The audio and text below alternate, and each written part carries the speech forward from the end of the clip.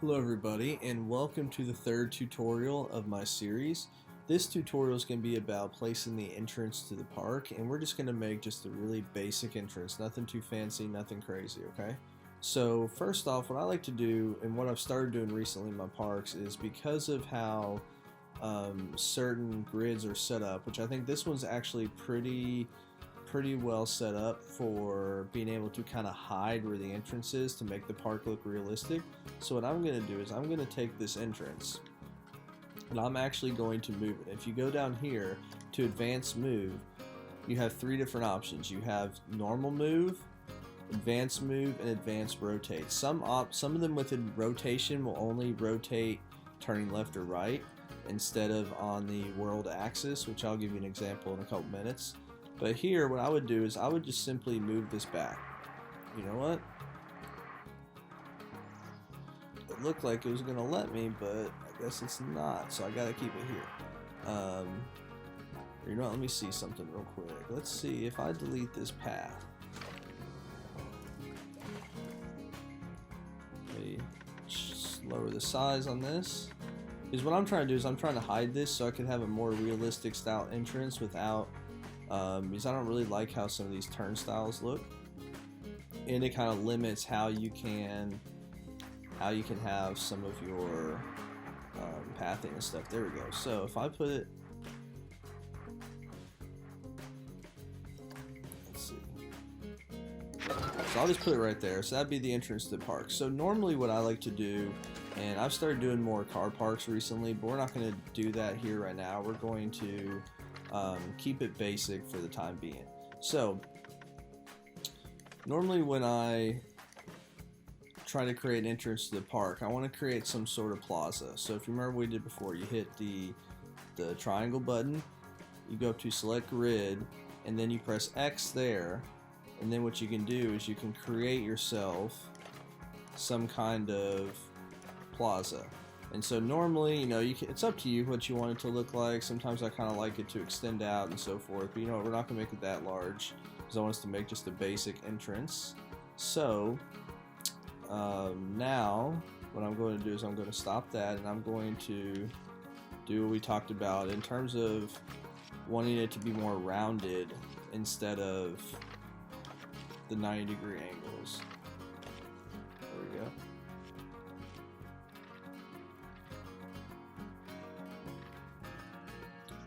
Let's go back to this grid.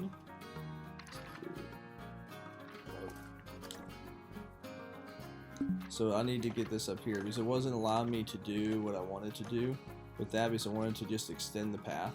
So now I can kind of have all of these come out this way.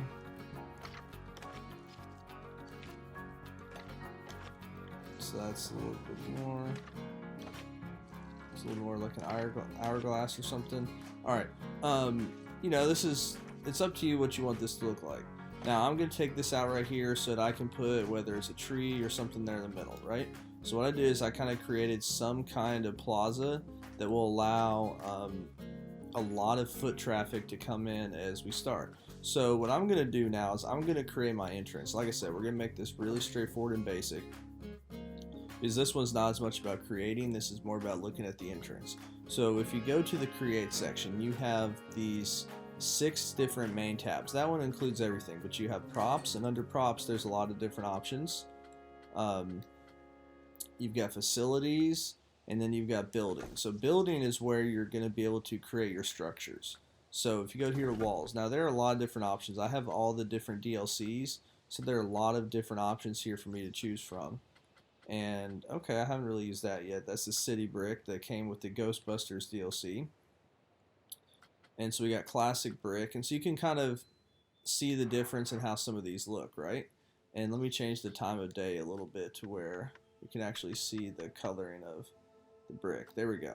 So let's make it kind of look like a little bit of a Six Flags style entrance. So now I was trying to turn it, but I've got my angle snap on. Sometimes angle snap will be great to be on, other times you want to turn it off. So now I'm going to turn it off because I want to try to align this with the path to the best of my ability. Okay, now I'm going to place that there. And when I do that, it pulls up this grid. So everything that you build is going to be based off of a 4x4 grid or a 2x2, 1x1, and so forth, right? So now what you can do is it allows you to place stuff pretty easily along this grid. So I'm going to create a couple entrance ways. So let me see.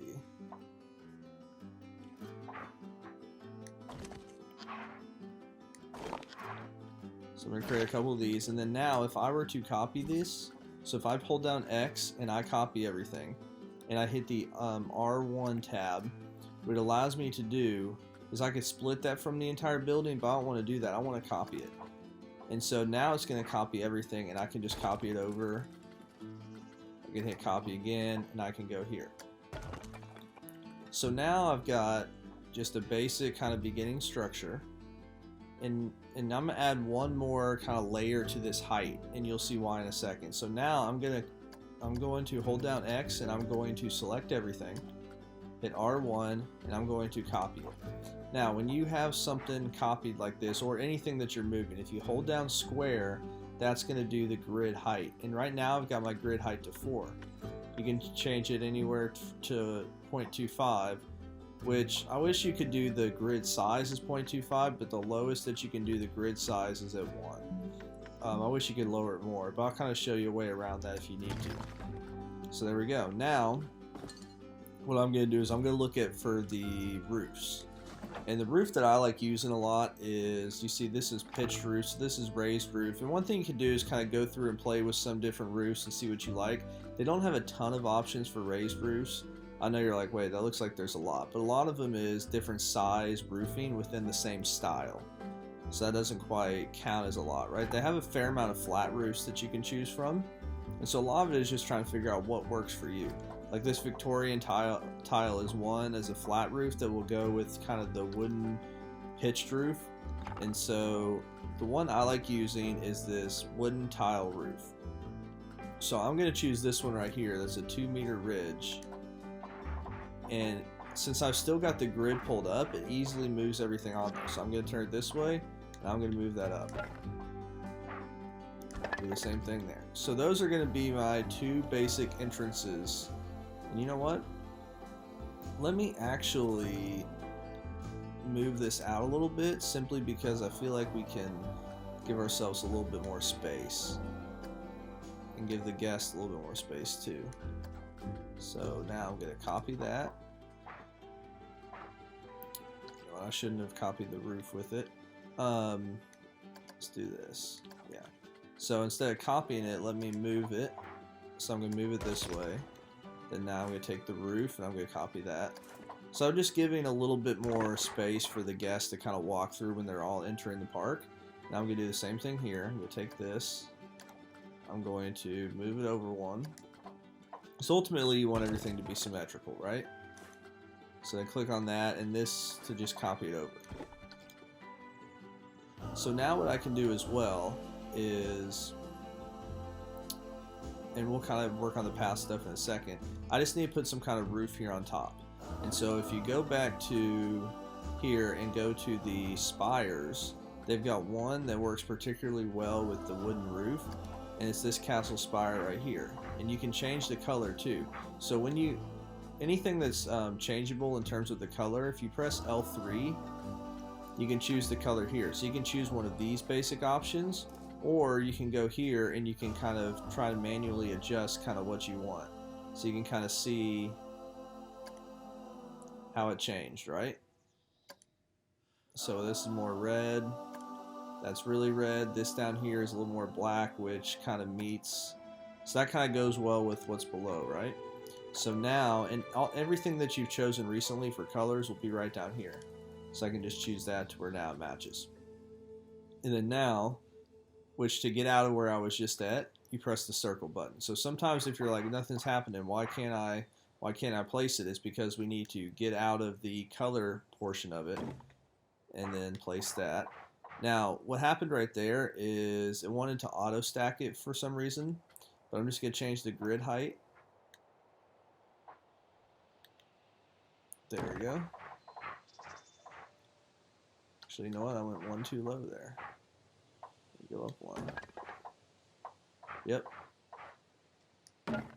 So there we go. Now we are almost done. Not quite. We just got a little bit more left. Now as you can see, this is actually a little bit off. And the reason is because of where I placed my grid to begin with. So if something's a little bit off, all we need to do is just adjust it. So what I'm going to do is I'm going to hold down X, and you see how down here you add to selection or subtract. So if I want to add to selection, I'm going to highlight it, but I'm only trying to highlight those spires on the top of the roof, but I highlighted too much. So what I can do now is I can hit the minus button, and I can just hit X on anything that I don't want to be highlighted. Also, you can change brush size, which really helps a lot, because this is one area that from watching videos I feel like would be easier on the PC, would be multi-selecting stuff. So now if you press R1 to confirm, you can split from building. What that means is those three are no longer attached to the grid below. So now what I can do is I can advance move, and I can move them to where it looks a little bit more symmetrical on each side. There we go. So now if I were to click on that, those three are now grouped together.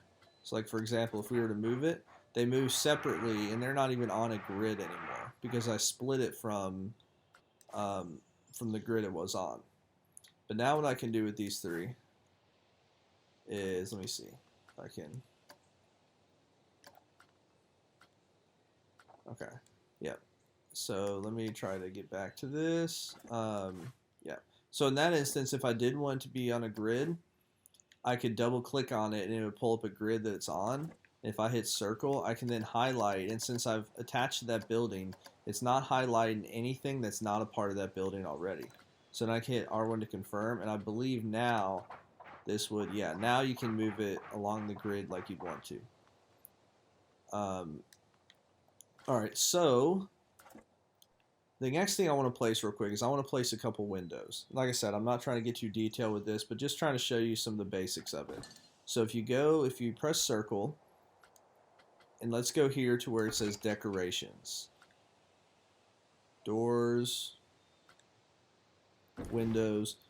You know, it's up to you which windows you like to use. You can kind of check your options and see. Now, right now, this is where it gets a little difficult, and I honestly didn't know this for a while because I was having trouble placing windows perfectly and keeping them perfect. If you go down here, I'm going to turn angle snap on. I can turn move snap on, but we'll get to that in a second. Stick to surface. So what that does is that automatically sticks it to the surface that it's touching. Now, also, I would turn it to align to surface, because what this is going to do is it's going to make it perfectly parallel and touching that surface, right? So now I don't really like how that window looks. You know, with this being brick, you could do one of these two windows. Personally, the windows I kind of like using just because there's a fair amount you can do with it. I kind of like using these windows because then you can kind of change the style of them. So for example, if we wanted to do this up here, but then down here on the bottom, if I take this, and since I've got my angle snap on, it's going to rotate at 45 degrees. So now it's exactly perpendicular, and then I can do something like, and I don't know if this is going to necessarily look good or not here, I can drag it down. And sometimes when you do advanced move, it doesn't quite, okay, yeah, I guess that did, yeah. So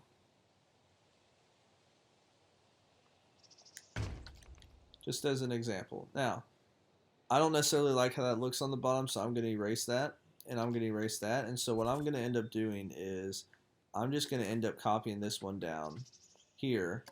And so I'm going to use the advanced move tool to just move it down here. Okay. Now what I can do is I can select this here, and it's going to select everything behind it. But if I take the subtraction tool and I click on everything, there we go. So now all that's highlighted is those two windows. So I can hit confirm, and I'm going to group the scenery, which means those two are now grouped together. Then I can copy and advance move, and if you turn move snap on, what this does, and you can change the distance, is it moves it a perfect grid distance for you. So now we know that, okay, because we want to, you always want it to look symmetrical, right? You want the windows to be in the same spot or look like they're in the same spot. So now by doing this, we could put the windows in the same spot. And then I can hit my menu bar, which is if I do triangle, and then duplicate advanced move, and then it would move it this way. So real quick, I'm just going to go ahead and copy this on, and you see how it's still attached to the building. I'm going to go ahead and copy this to the rest of the building real quick, and then we'll actually place the pass, and that will be the last part of creating this basic entrance.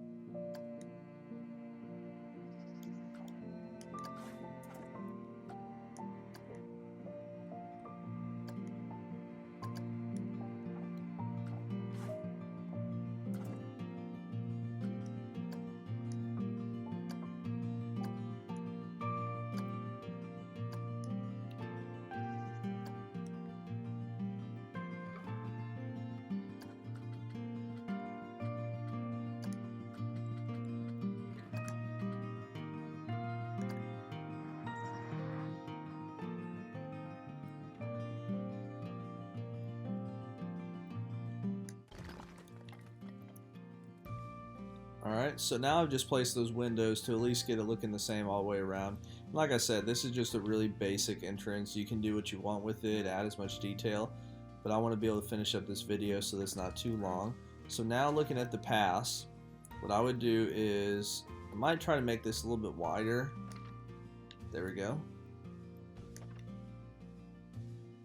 So let's see if I do this. You know, it doesn't have to be perfect. That's not going to work how I want it to work there. So let me see where I'm at. There we go. So now, nope, still not going to work how I want it to work.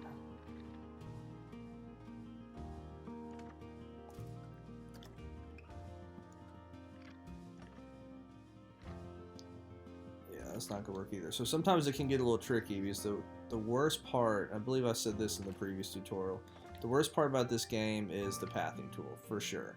And so now it's really up to you kind of what you want to do from here, because there's some ways you can kind of mask it, and I'll be showing you some of those as well. But now last thing I want to do, and you know what we can do is we can, if we want to extend this out a little bit, there we go. So now it kind of, you don't have an area of green space there. Do the same thing here, and it might cause somebody every once in a while to kind of clip through the building, but that's fine. I mean, at the end of the day, I think most people when they create parks want to try to create realistic parks. So if you go to, for me, I'm gonna go to facilities, and there's something I downloaded from the workshop. I can't remember if it's here in facilities or scenery. Let me type it in real quick. So if you hit triangle, you can go to the search bar, turnstile.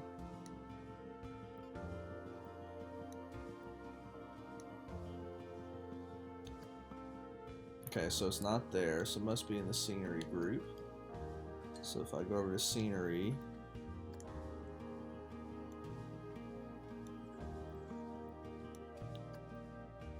alright, so right here, so somebody created some turnstiles. It's nothing too crazy, but it's enough, right? And obviously, the guests are not actually going to walk through these how we want them to, but that's not the point. The point is that we're trying to make it look realistic. So then you can just copy it and paste this way, and then now I can copy all of these 6, and then group the scenery. So you got to group the scenery before you can copy in advance move it or even copy it at all, just because it needs to be grouped together in the same bunch. There we go. So now that's it for today's tutorial. So this is going over the basics of creating an entrance. So I hope this was helpful, and if you really enjoyed this video and thought it was helpful, if you would like and subscribe to my channel, I'd really appreciate it. And um, just be on the lookout for more tutorial videos about Planet Coaster. Hope you guys have a great rest of your day.